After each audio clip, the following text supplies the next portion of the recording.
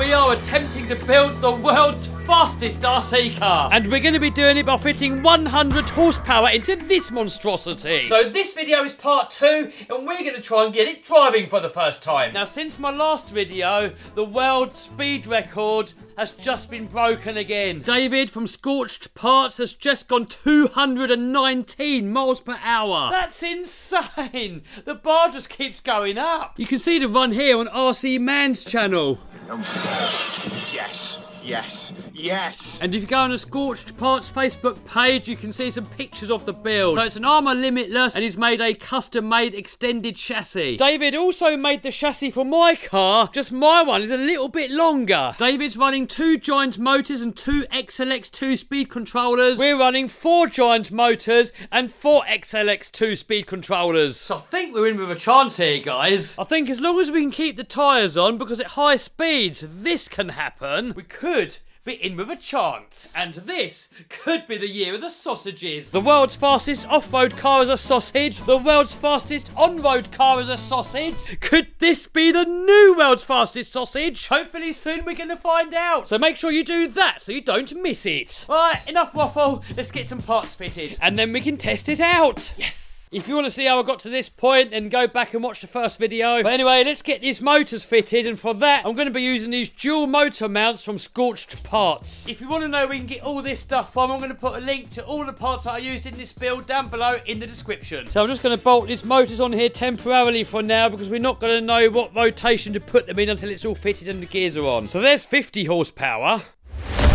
There's 100 horsepower, so that's going to go there somewhere, this one there somewhere, and to attach all this horsepower to the car, I've got these brand new Perfect Pass version 3 drive shafts. This is the older version, version 2, so the version 3's got a thicker diameter altogether, bigger ball on the end, bigger pins. These things are super lightweight, it's carbon fibre with titanium ends. These things are going to be spinning around at such a crazy speed, you do not want your drive shafts flapping about or anything like that. These hopefully won't. Also, the version 3 comes with these beefed up drive cups to accommodate the new bigger shafts. Isn't that nice? So off with the Hobeo drive cup and on with the Perfect Pass drive cup. So this is the stock spool that comes with this Hobeo car, and that fits in there. Now we do have a potential problem. So the main shaft is 8mm, and then it steps down to this, which is only 5mm. That looks really thin and liable to snap off. And on the armours, where the diff pinion comes out, that's only 5mm, and they have snapped off in the past. So Perfect Pass has made these spool shafts here, and there's 8mm all the way through.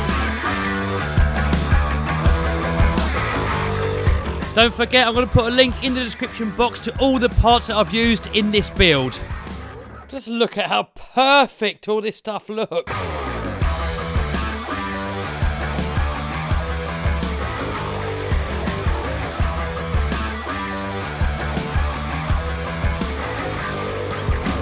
Next up, we got to do the same again, but on the front end. Boom! Hold on, I've changed my mind.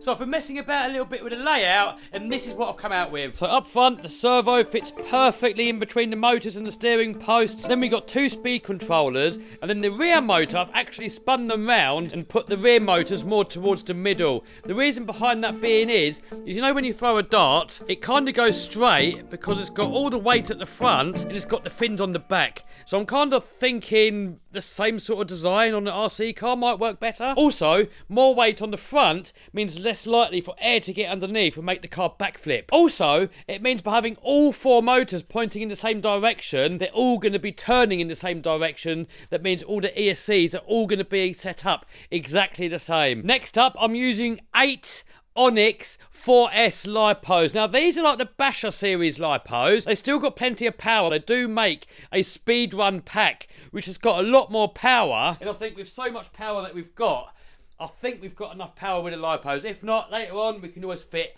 the race spec lipos. And there's just so much space on this chassis. So battery-wise, look, if we put the battery all the way in, we've still got so much wider we can go. Height-wise, we could even go double the height and still get the body on it. We've still got all this space around the ESC, so we could fit bigger motors and bigger ESCs if we have to later on. I see a lot of comments from you guys in the last video that said, Kev, it's flexing in the middle. What are you going to do about that? David from Scorched Parts is making me a custom-made top deck to go over the top here. It's going to bolt through all these diff covers here, through the chassis here. Hopefully that's going to make it rigid enough.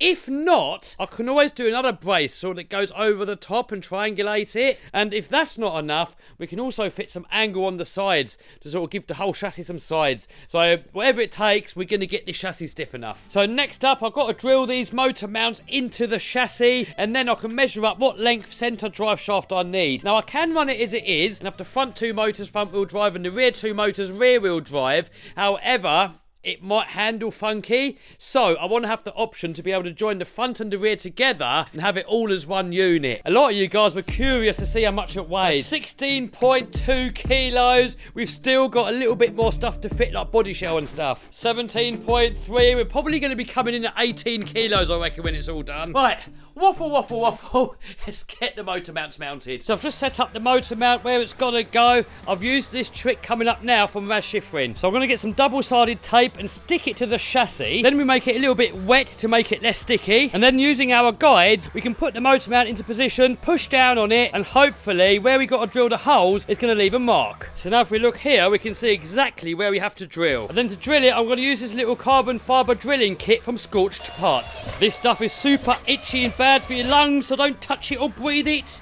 Next we need to countersink the bottom with the included countersink drill bit. Beautiful!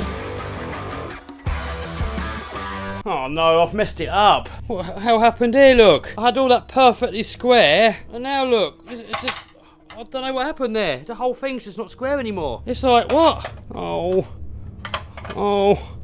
Well, I did the Raz trick completely wrong, obviously. Don't know what to do. I can see it in the comments. He can build a full-ass monster truck, but he can't build a toy car. I know. Anyway, I know an easier way of fitting stuff, so hopefully we'll fit the rear end and this side will somehow sort itself out.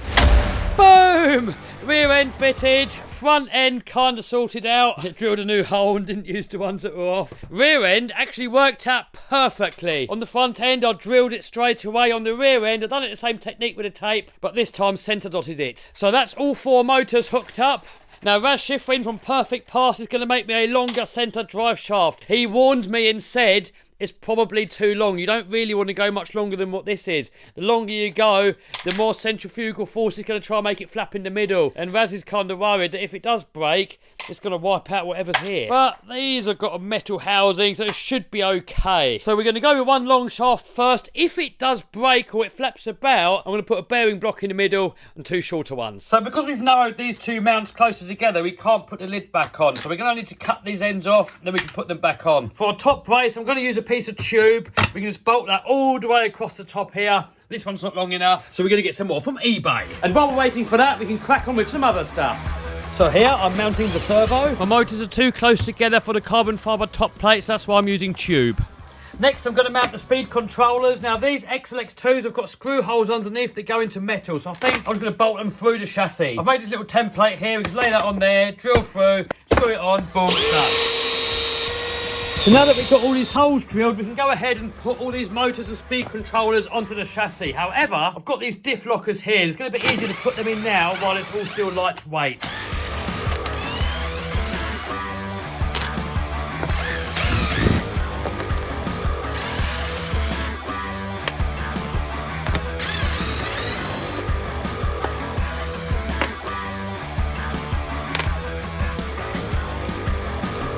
Look at the quality of this machining.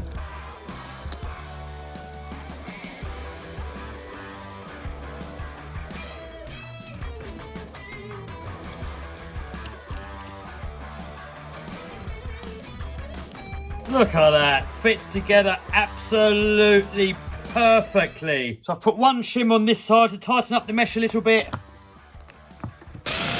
Next up, scorched rear drive shafts.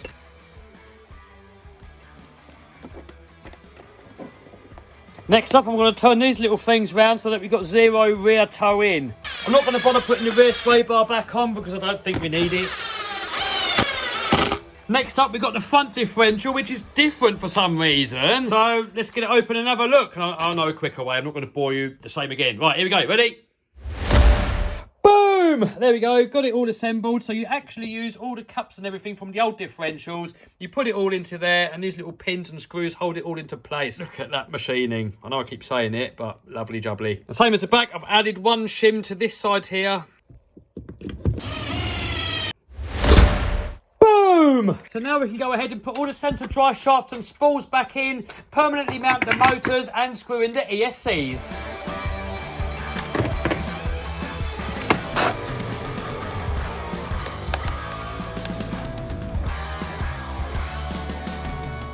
Next, we've got to mount the radio gears. I've got a receiver here and a gyro here, and I've got this box here from a Kyosho that everything's going to fit into. So we've got loads of space in the middle of the chassis there, so I think we put the box there. That's also going to be in the middle from the speed controller, so that all links. We can put receiver there, gyro there, and I'm probably going to run a perfect pass, so we can glue that to this side. And then there's going to be enough space to shut the lid and have all the wires inside the box.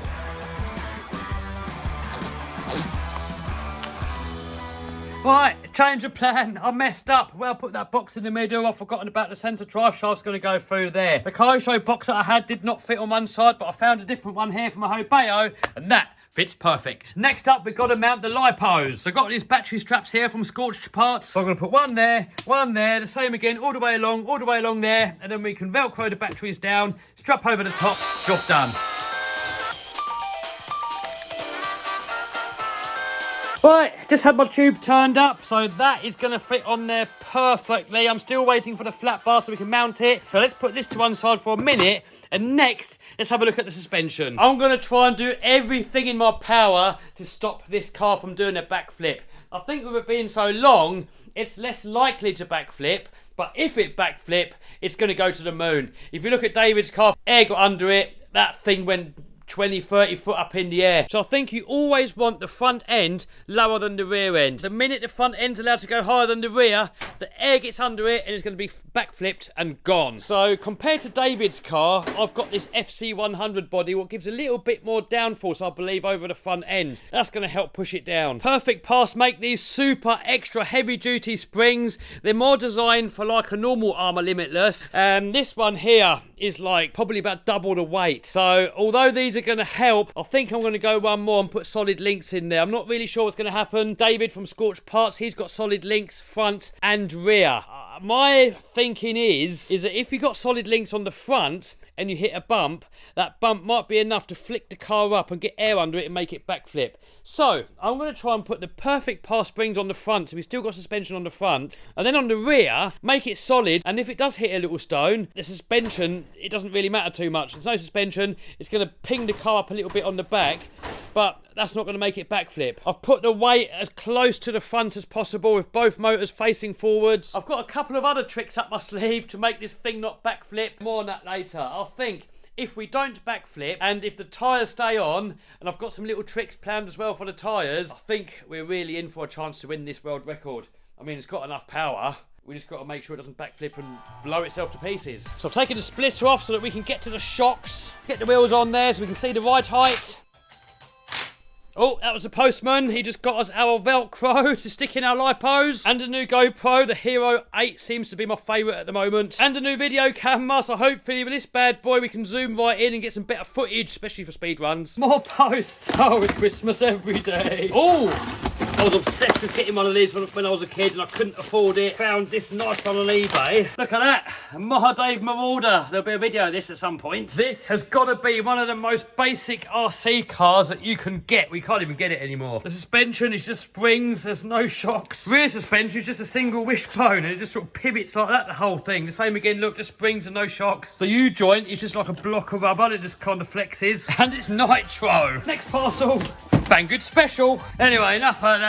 Let's get back on with the speed build. So I've got these links here from a buggy. Hopefully we can replace them with the shocks. So that's pretty much solid now. There's still a tiny little bit of flex there. That's just a flex in the wishbone. I think that's about perfect. So here we've got the stock Hobeo spring, pretty soft. These are the Perfect Pass springs, a lot stiffer. So a Hobeo rear spring looks exactly the same length as an Armour front spring. Trouble is, the Hobeo front springs are a lot shorter. Don't know how we're gonna make it work. Oh, look, now that it's off and decompressed, I think it's the same length. Please work.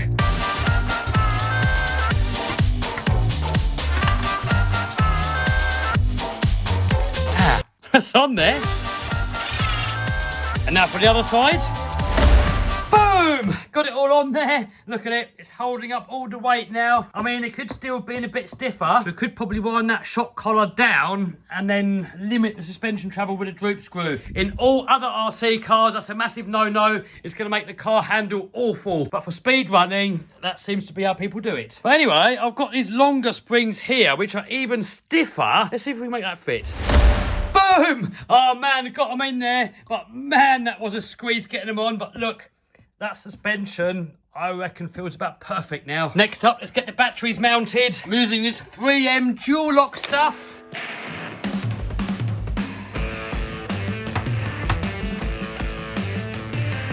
Next up, we've got to stick something to the batteries.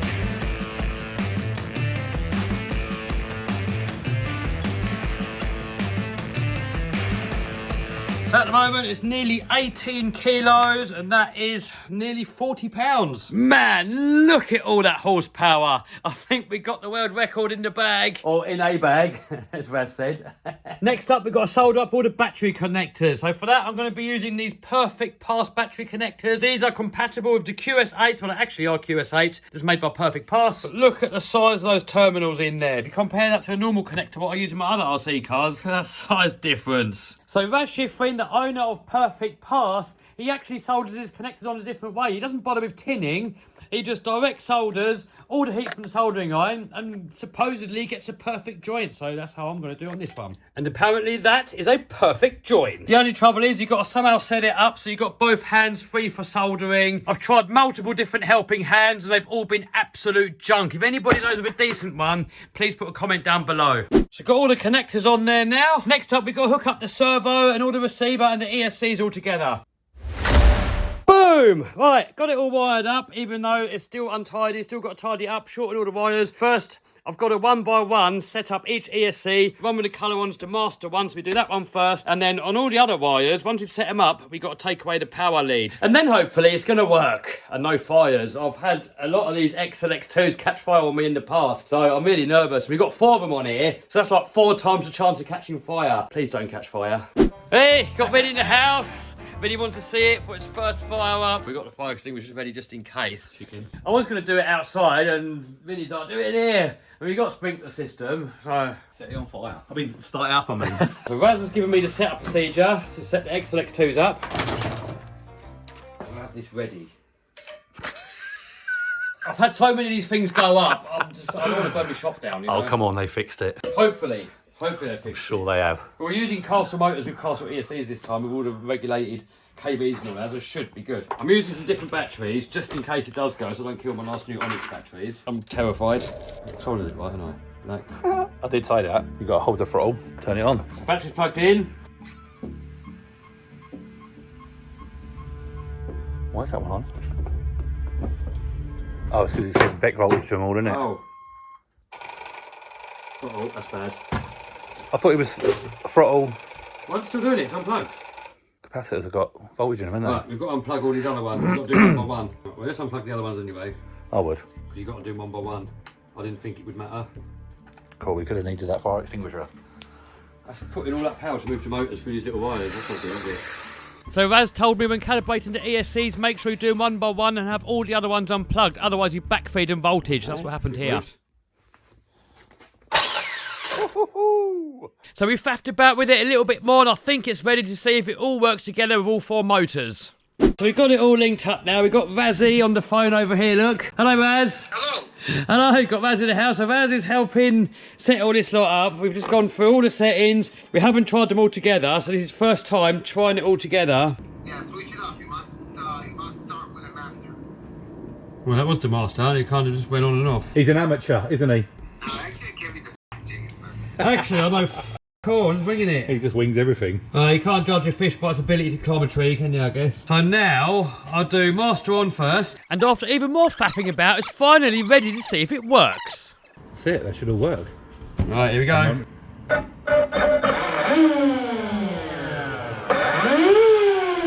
That's like quarter. Next, we got to put all the drive shafts back in, get the spur gears back in, and then we can take it up for a little blast. Bye, Raz. Bye. I think we're ready to take it out for its first little test drive. So I'm going to take the foam tyres off and put these tyres on just for the first run. I don't want to kill these ones. There we go, ready for its first run. Next video, we're going to completely finish it off. We still got to put this top brace on. I've got a special trick up my sleeve to try and make these tyres hold up a little bit better. So far, everyone going for a world record attempt, the foams are coming off. We've got to paint the body, and if anything goes wrong now, then we're going to have to fix that too. And then, in that same video, the next video is going to be the world record attempt. Right, let's go out for its maiden voyage.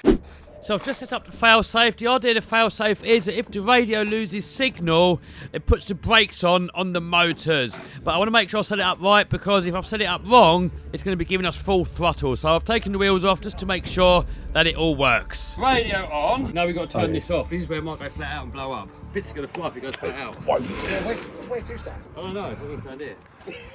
It's in full shot. I'll stand behind Benny. Are the brakes on? Yep, all red. All Is red. that brakes on? Yeah, all red. That's making brake noise, isn't it? Yeah. Right, There you brakes go. on, right. Yeah. Alright, we're good. So with the fail-safe working, we can now put the wheels back on and take it for its first run. Wait a bit. No. It's got suspension on the front. That weighs more than I do. Let's have a look at the chassis. Look at that. That is a beaut. I don't think that's going to be. Track it, but... I don't think that's going to be like that when it's finished, is it? No, we're only going slow. So where the car is so long, the turning circle is horrendous. I'm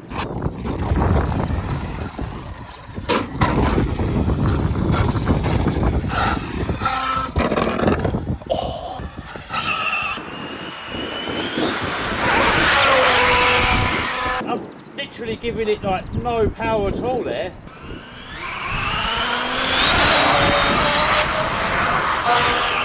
Oh. The old brakes are noisy, aren't they? About 70 mile an hour. Wow. Not even trying. I was just trying to make it not go fast. I've got the record in the bag, or the car's going to be in the bag. Come on, let's have a look at the chassis.